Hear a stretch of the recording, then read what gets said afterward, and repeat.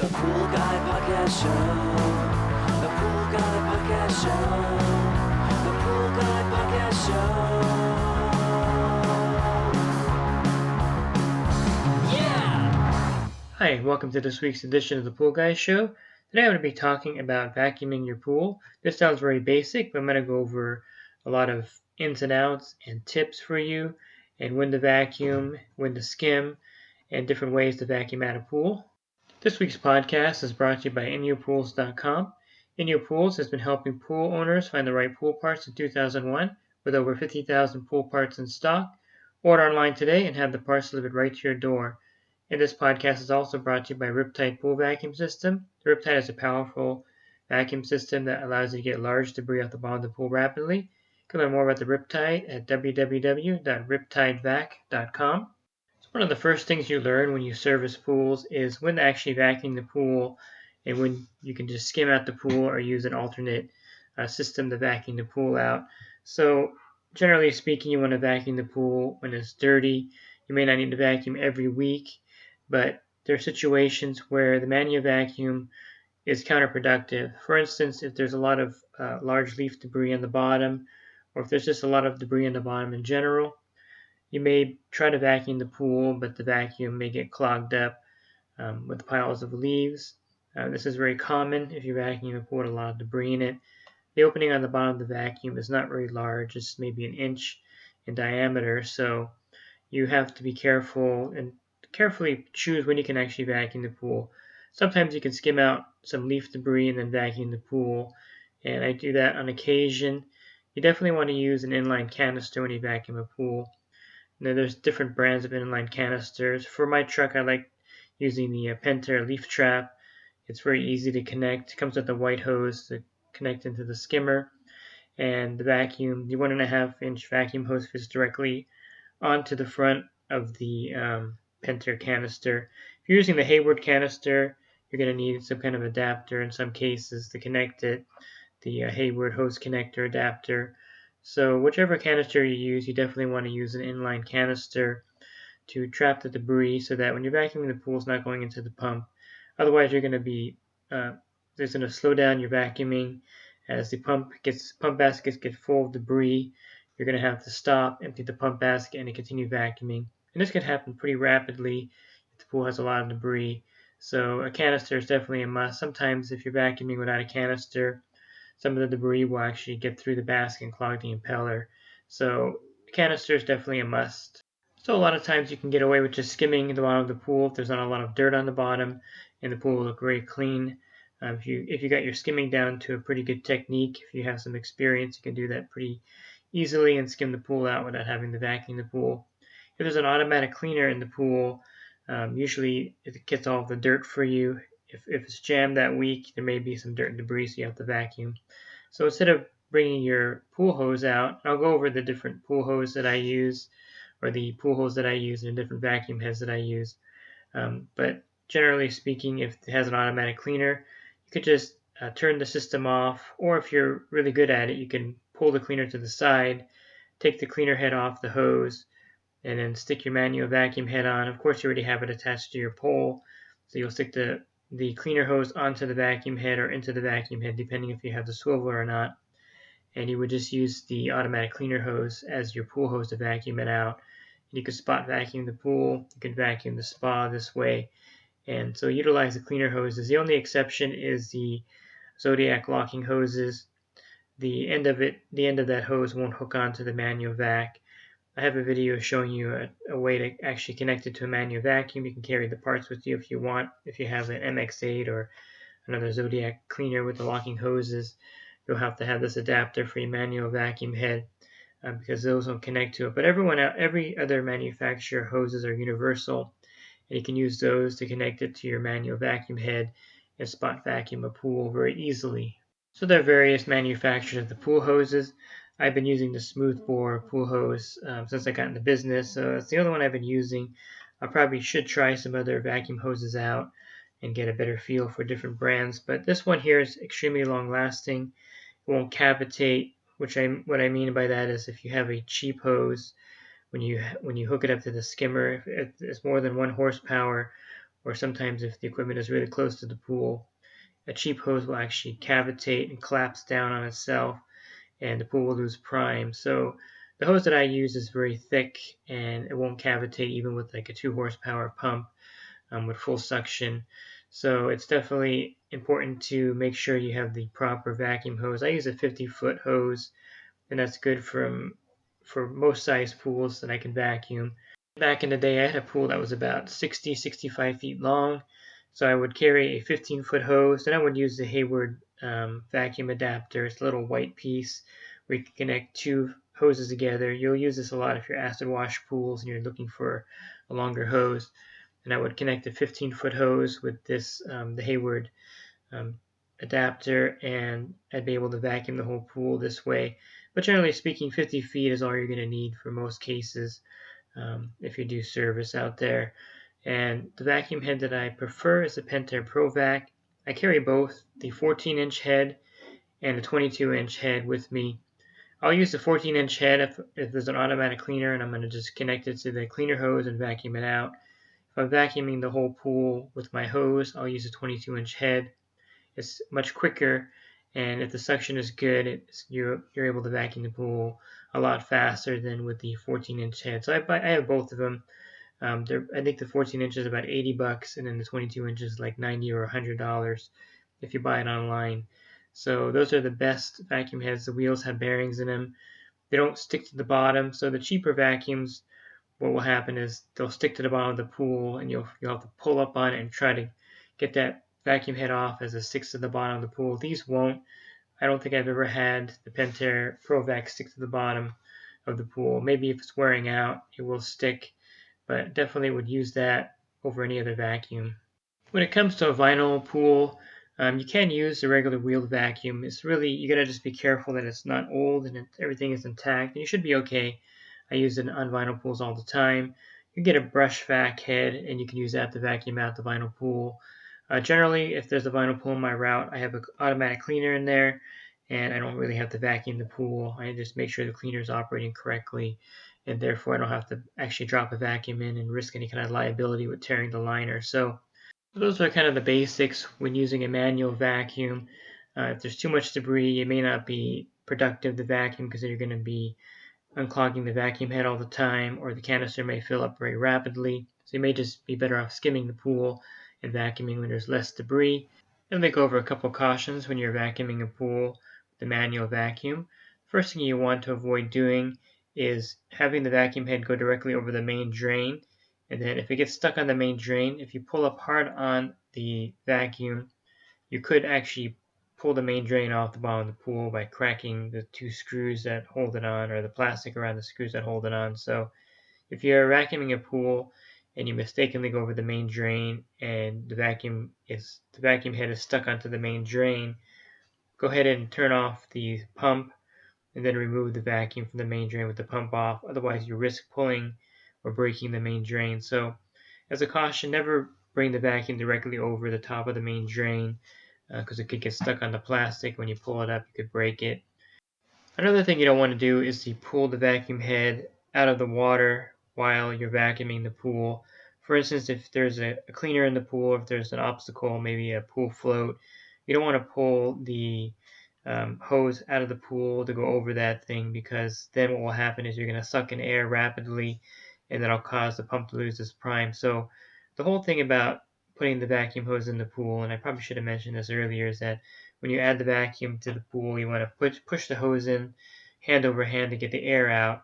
So any air that gets into the vacuum hose while you're vacuuming will cause the pump to lose prime. So basically, you want to keep the vacuum in the pool under the water surface all the time. And this includes when you're vacuuming steps. If you're doing the top step, just make sure that the vacuum head doesn't come out of the pool, but then you'll suck air in and the pump will lose its prime. And then you have to wait for the prime back up, or sometimes you have to go back there and turn everything off and then add water to the pump and prime it that way. So when you're moving the vacuum from the pool to the spa, which is a very common thing to do if you have an attached spa to your pool, you want to make sure that you pull it out quickly and insert it into the spa rapidly. Or you can turn off the pump and then turn it back on when you have the vacuum in the spa But I generally just pick it up quickly, put it in the spa, and then wait a few seconds for the pump to lose its prime, and then for the pump to regain its prime. It could take up to about 30 seconds depending on how far the equipment is when you move the vacuum from the pool into the spa. Those are some cautions to use when you're vacuuming. Don't get the vacuum head directly onto the main drain, and try not to lift the vacuum out of the pool because then you'll suck air and lose the prime and have to wait for it to restart. And here's something that is interesting. A lot of people think that you should brush the pool walls down first, brush the steps, and then vacuum the pool out. But I find that this is very counterproductive, and you can debate me on this, but I prefer to skim the surface, go around the pool, 2 or 3 times. Any debris that will fall down to the bottom falls down, and you can vacuum it out. And then I will connect my vacuum to the skimmer. I like connecting it, if I'm not using the canister, I like connecting it over the top instead of through the skimmer and through the weir, just because it's easier in most cases. If I'm using a canister, I'll slide it through the front, and that's how I'll vacuum the pool out. I'll slide it to the front over the weir into the skimmer. And I think what most people don't realize is that if you have a good vacuum head and a good hose and good equipment, and the pump is running well, the filter's not too dirty, and you have really good suction, you can actually vacuum all the way up to the edge of the pool. Pretty much I'll vacuum from the cove or the slope of the wall as high as I can go, all the way across the bottom of the pool floor, and then back up, pulling it up towards the wall, and then back down. Then I'll vacuum the steps, starting at the top, working my way down. And so there's no need to actually brush the pool until after you're done. And the reason I brush when I finish is anything I may miss. There may be a couple spots that I may have missed, and that evens it all out. It looks really good. So if you have a good running system, there's no need to actually vacuum to brush first. And I think it's really counterproductive to brush first in most cases. And it takes a while for the debris to settle down, up to 10 to 15 minutes. And there may be more dust in the water that won't settle for even longer. So brush after you vacuum in most cases. I think that's what I've always been taught. That's what I always do, and it's really effective. Now, if you service a pool with the in-floor returns or the pop-up system or the caretaker system, however you want to refer to it, these are the pools where there's return jets on the bottom. Usually there's 2 in a row, and there's 6 to 8 of them on the bottom, maybe 10 or 12 depending on how big the pool is. And what these do is the return from the pool will come up the bottom. These will pop up, push the dirt and debris towards the deep end. So if they're installed correctly and working correctly, all the debris and dirt should be pushed to the deep end where the main drain's at. Sometimes the main drain's in the center, and they push it towards the center of the pool. So basically what they're doing is pushing all the dirt and debris towards the main drain, and then you would simply brush the dirt into the main drain, and that's how you would clean a pool with the pop-up systems. They work pretty good when they're working. I like the ones that are installed with a bypass. You can actually turn them off, and you can manually vacuum if you need to. A lot of times you're going to run into the fact that you have the in-floor return system, and there's no alternate returns in the pool, so you're kind of stuck with that. There's no way to really manually vacuum it, because when you put the vacuum in there, the return's going to shoot it up and stir up all the dirt. So sometimes there's a spa attached, and I put it in spa return, and that turns off the in-floor returns, and I can vacuum the pool. But in that case, a lot of times you want to use a vacuum system when you have a pool with an in-floor return. Sometimes you'll have an infinity edge pool and there's no skimmer. This is very common. Builders like that clean look, and they expect everything to go into the infinity edge spillway. It's on the edge of the pool, and the bottom of the pool of the infinity edge, and all the water will go in there, and all the dirt will usually go in there also. I prefer the infinity edge pools with a skimmer and then with a separate spillway pump. That way, if you need to vacuum the pool, you're able to. Those are my preferred infinity edge pools, but there's some without skimmers, and so in that case, if there's no skimmer, you'll just have to vacuum it with the vacuum system or a portable pump or a portable filtration system, and you may run into that, a pool without a skimmer. That's not uncommon with the infinity edge pools. So let me touch on a few problems you may run into when you go to manual vacuum a pool. Number one, if you have a variable speed pump and you have it on a lower speed, you can't really vacuum very effectively. So you're going to have to go to the equipment and put it in timeout mode and change the run speed to a higher RPM. Typically, the installer will have one of the buttons programmed for the full 3400 RPM, 3450 RPMs. A lot of installers will set the speed for at 3150 RPMs, which is sufficient to vacuum a pool out. That's not a problem. You can easily vacuum it out at that speed.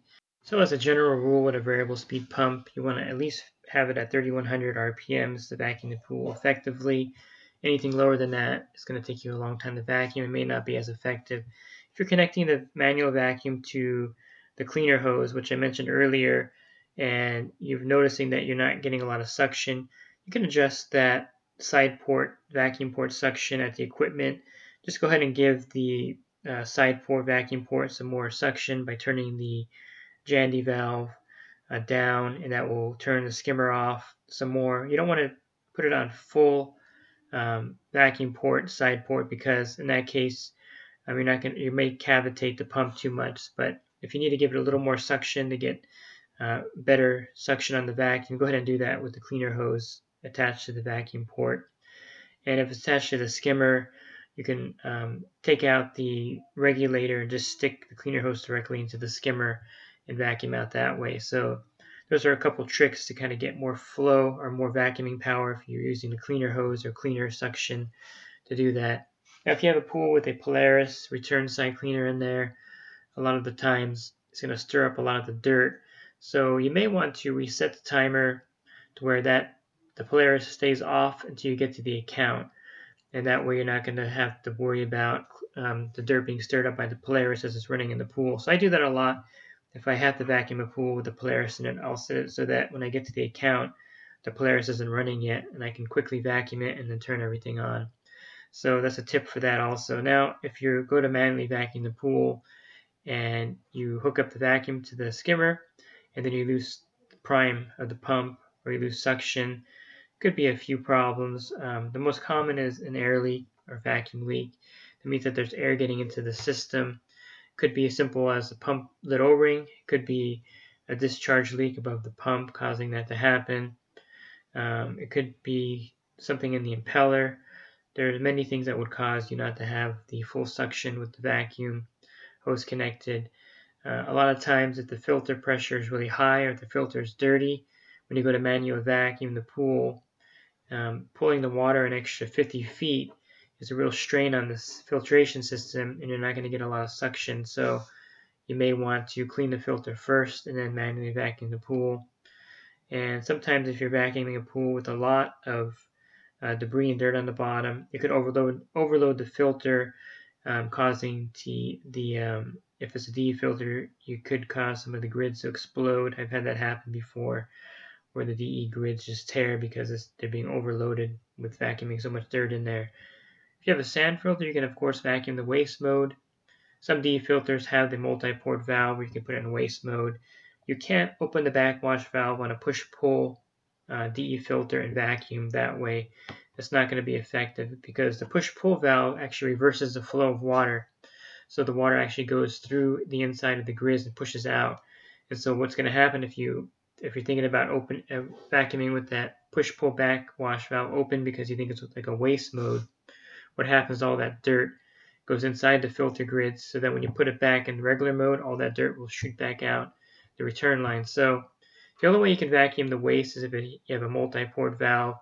Some Jandy equipment will have a simple valve that you can open up that acts like a backwash, and you can vacuum out that way also, but not with a push-pull valve. That won't work like a vacuuming the waste mode. And so if you're trying to vacuum a pool out and it has a suction leak or vacuum leak, and you can't isolate the problem while you're there, it could even be a bad skimmer. I've had skimmers that have cracks in them that cause this. Then what I like to do is I like to carry some skimmer regulator valves for the cleaners. I like the Hayward one the best. So I'll get the cone and I'll get the regulator valve and I'll stick it in the skimmer.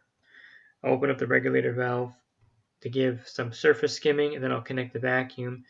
And generally speaking, you're able to keep the prime if you do that with the cleaner regulator valve and the skimmer.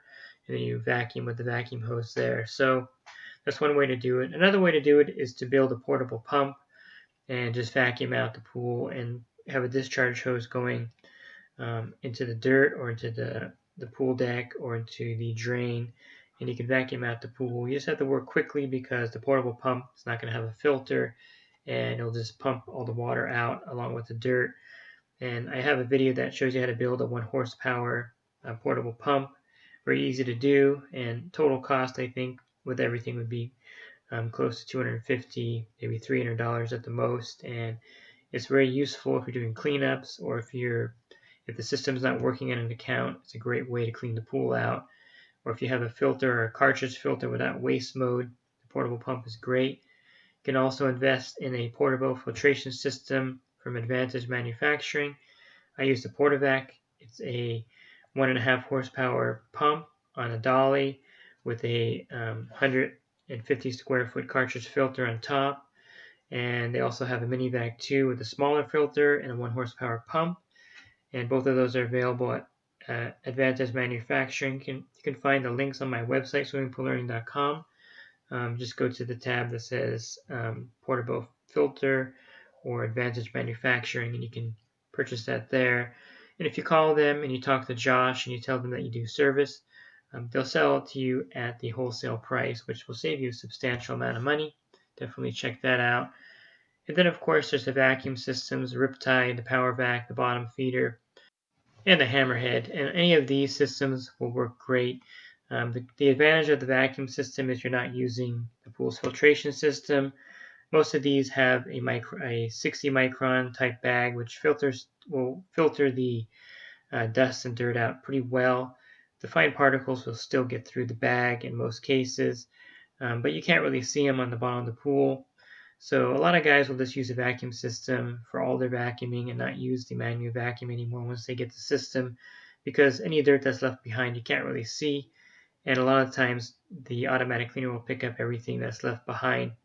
I personally use the vacuum system probably about 80% of the time, and I'll manual vacuum maybe 20% of the time in my area. There's sometimes a lot of dirt and dust, especially after a rainstorm. A lot of dirt will wash into the pool, and so a manual vacuum may be necessary over the vacuum system, but they're definitely a lot more convenient, a lot faster, and a lot of guys will just use that versus manually vacuuming a pool. So if you have the resources to invest in one of those, definitely do that, and it'll just make your life a lot easier. If you're a homeowner, you can get the vacuum system with just the vacuum head and the battery box, and it's around $800, $850 depending on which brand you choose. And you would just need to buy the battery and charger, and you would have your vacuum system at your house. And if you do hotels or resorts, definitely you would want to have one of these in the equipment room so you can just pull it out when you need it and vacuum the pool very rapidly. So any of those, the vacuum system, the portable pump you can build, or the portable filtration system by Advantage would be great alternate ways to vacuum out a pool. I also like the WaterTech Precision 2.0. I use that to spot vacuum pools. With the sand silt bag, it works really great. You can try the Volt FX8. It's also a great cleaner. With the sand silt bag, you can spot vacuum a pool. And these are great portable ways to vacuum out pools and spas. I definitely would recommend one for a spa. And if you do pool service, definitely invest in the Volt FX8 for the spas on your route. It's a great way to vacuum them out without pulling out your manual vacuum and your hose, just to vacuum out a spa that may have some dirt in it. So those are great alternatives to vacuuming out the pool. So I covered a lot of things here about vacuuming the pool. Try to keep it as concise as possible. If you have any questions or if you have any suggestions about vacuuming, you can definitely email me. And you can check out my website, swimmingpoollearning.com, where I have a lot of resources. If you're a homeowner, I have an ebook and a print book available. And if you do pool service, I do a coaching program where you can connect with me one-on-one through the phone or through texting. And it starts out at $10 a month. And what you get with that is 10% off your liability insurance through SPPA. You also get 10% off the Riptide Pool Vacuum System. You get listed on my website as an endorsed local provider, and you also get invited into the group chat where you can post and ask questions and get your questions answered on the spot. So check that out also. You can find more information about that on my website, swimmingpoollearning.com. And I hope you found this podcast informative. And have a great rest of your week, and God bless. The Pool Guy Podcast Show. The Pool Guy Podcast Show.